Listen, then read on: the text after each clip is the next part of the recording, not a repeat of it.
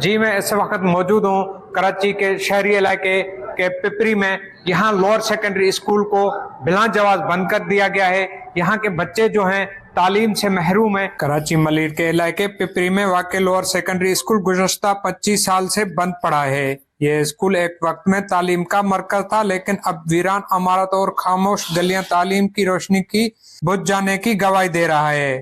نہ یہاں کوئی اسٹاف ہے نہ استاذات.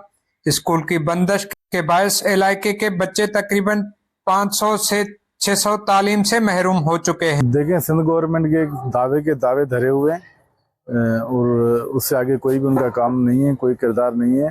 ہمارے علاقے پپری میں گورنمنٹ لوور سیکنڈری اسکول گزشتہ 25 برس سے بند ہے اور بہت مرتبہ متعلقہ محکمے کو خط لکھ چکے ہیں. اس کے باوجود بھی اس وقت تک کوئی عمل پیرا نہیں ہوا ہے.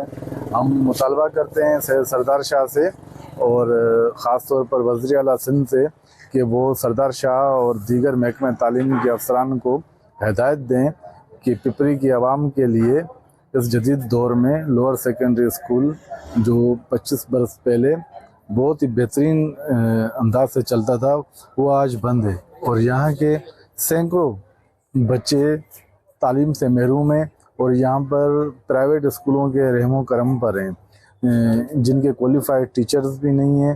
یہ ہے کہ گورنمنٹ کے کوالیفائڈ ٹیچر ہوتے ہیں، وہ بچوں کو پڑھانے میں بہترین کردار ادا کرتے ہیں. یہ بچے جنہیں اسکول جانا چاہیے تعلیم کے بجائے یہ گلیوں میں کھیلتے یا مزدوری کرنے پر مجبور ہیں. علاقے مکینوں کا کہنا ہے کہ اسکول کو بحال کرنا چاہیے تاکہ ان کے بچوں کو تعلیم کے بنیادی حق سے محروم نہ رکھا جائے. یہ اسکول تقریباً 25 سال سے بند ہے. کیمرامین قدیر بلوچ کے ساتھ شاہ نواز شہر، وش نیوز ملیر.